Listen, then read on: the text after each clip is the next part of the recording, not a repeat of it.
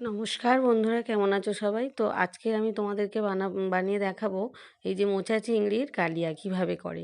তো আমি একটু আলু দিয়েছি, আলু দিয়ে মোচা চিংড়ির কালিয়া করেছি। ভীষণ দুর্দান্ত খেতে হয়েছে। আর এই যে কুমড়ো ফুলগুলো আমি কেটে নিয়েছি, কুমড়ো ফুল ভাজা করব আর কয়েকটা কুমড়ো ফুল রেখে দিয়েছি আমি বড়া করব বলে। তো বন্ধুরা, এই কুমড়ো ফুল ভাজা কিন্তু ভীষণ খেতে ভালো লাগে। তো যাই হোক, আমি যেহেতু মোচা চিংড়ির কালিয়া করব সেটাই তোমাদের সাথে আমি শেয়ার করছি। তো বন্ধুরা, এই যে আমার পাঁচটা ছটা মতো এই যে মোচা চিংড়ি এনেছিল। তো চিংড়ির সাইজটা মিডিয়াম ছিল, খুব যে বিশাল বড় তাও না, ছোটও না। তো মশলা কী কী লাগছে দেখো বন্ধুরা। পেঁয়াজ কুচি লাগছে, আদা কুচি লাগছে, শুকনো লঙ্কার গুঁড়ো, হলুদ গুঁড়ো, আর এদিকে লাগছে গোটা জিরে, আর আলু আমি একটু ডুমো ডুমো করে কেটে নিয়েছি। আর এদিকে লাগছে গোটা জিরে, গোটা ধনিয়া, আর হচ্ছে একটু ওই যে কালো মরিচ, আর হচ্ছে মৌরি, আর একটু হচ্ছে হলুদ সর্ষে নিয়েছি। আর বাটার সময় একটু পোস্ত দিয়েছিলাম, একসাথে সব আমি মিক্সড করে বেটে নিয়েছি। তো বন্ধুরা, এই যে দেখো আমি মিক্সিতে বেটে নিয়েছি বাটনাটা। তো এবার আমি পেঁয়াজটাকে আর টমেটোটাকে কুচি কুচি করে নেব।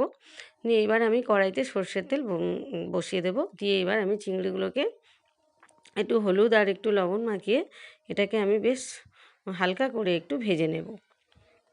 তো বন্ধুরা, এই মোচা চিংড়ির কালিয়া তোমরা চাইলে আলুটা না দিতে পারো, আলু দিয়ে এমনি পেঁয়াজ, কাঁচা লঙ্কা, মানে পেঁয়াজ কুচি, টমেটো কুচি দিয়ে এমনি সুন্দর করে গ্রেভি করে করতে পারো।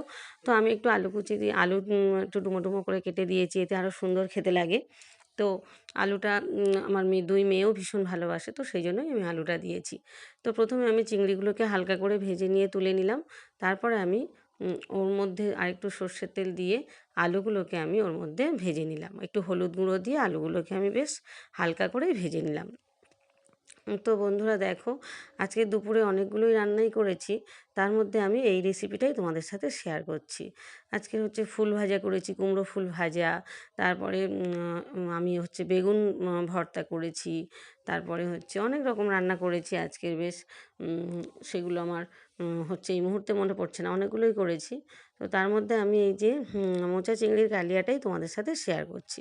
তো আলুগুলো একটু হলুদ গুঁড়ো আর একটু লবণ দিয়ে ভেজে নিলাম। নিয়ে এবার আমি এটাকে তুলে নেব। নিয়ে এবার এই যে পেঁয়াজটাকে, টমেটোটাকে কুচি কুচি করে নিয়েছি। নিয়ে এবার দেখো বন্ধুরা, আমি এর মধ্যে তেলের মধ্যে একে একে কী কী ফোড়ন দিই। তো এর মধ্যে আমি প্রথমে একটু সর্ষের তেল, মানে কম ছিল, আর একটু দিয়ে নিলাম। সর্ষের তেল দিয়ে এর মধ্যে আমি পেঁয়াজ কুচি আর মানে টমেটো কুচিটা আমি এর মধ্যে একসাথেই দিয়ে দেবো। তো পেঁয়াজ কুচি আর টমেটো কুচিটা দিয়ে আমি একটু লবণ দিয়ে এটাকে ঢাকা দিয়ে রেখে দেবো, একটু যাতে নরম হয়ে যায়। কিছুক্ষণের জন্য, বেশিক্ষণ না, একটু নরম হওয়ার জন্য আমি এটাকে ঢাকা দিয়ে রেখে দেবো। তো বন্ধুরা, এবার দেখো নরম হয়ে গিয়েছে। তো এর মধ্যে আমি এবার একে একে মশলাগুলো দিতে থাকবো। তো প্রথমে আমি একটু হলুদ গুঁড়ো দিলাম, তারপরে একটু শুকনো লঙ্কার গুঁড়ো দেবো, তারপরে আমি একটু ওই যে মশলাটা বেটে রেখেছিলাম সেই মশলাটা আমি এর মধ্যে অ্যাড করতে থাকবো। তো আমার পরিমাণ মতো, খুব বেশি দেবো না, যতটা পরিমাণ লাগে ততটা পরিমাণ মশলা আমি এর মধ্যে অ্যাড করতে থাকবো। তো দেখো বন্ধুরা, এই যে বাটা মশলাটা আমি অ্যাড করতে থাকলাম। বেশিক্ষণ, মানে বেশি না, যেরকম পরিমাণ আমার মানে যেরকম লাগবে ঠিক সেরকম দিলাম। এই যে মানে আবারও বলছি, গোটা জিরে, গোটা ধনিয়া, মরিচ, গোটা মরিচ, হচ্ছে একটু হলুদ, সর্ষে, একটুখানি পোস্ত, সব রকম মিলিয়ে বেটেছিলাম, সেটাই আমি এর মধ্যে দিয়ে দিলাম।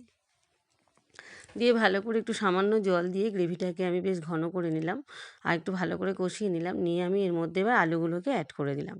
দিয়ে ভালো করে কষিয়ে নিয়ে তার মধ্যে আমি এবার মোচা চিংড়িগুলোকেও অ্যাড করে দেবো। কিছুক্ষণ আলুটা কষার পরে তারপর আমি মোচা চিংড়িটাকে অ্যাড করে দেবো।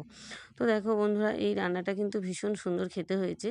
আমি খুবই সিম্পল পদ্ধতিতে, সাধারণ পদ্ধতিতে মোটা চিংড়ির কালিয়াটা করেছি। বেশি মশলা কিন্তু আমি দিইনি, খুবই সাধারণ মশলা দিয়েছি, কম মশলা দিয়ে, কম উপাদান দিয়েই কিন্তু আমি এটা করেছি। তো এবারে আমি এর মধ্যে সামান্য একটু পরিমাণে জল দিয়ে দেবো। খুব বেশি জল কিন্তু দেবো না, কারণ এটা একটু গ্রেভি থাকবে, বেশি ঝোলও হবে না, আর একদম গামাখা মাখা হবে না, কারণ আমরা ভাত দিয়ে খাবো যেহেতু।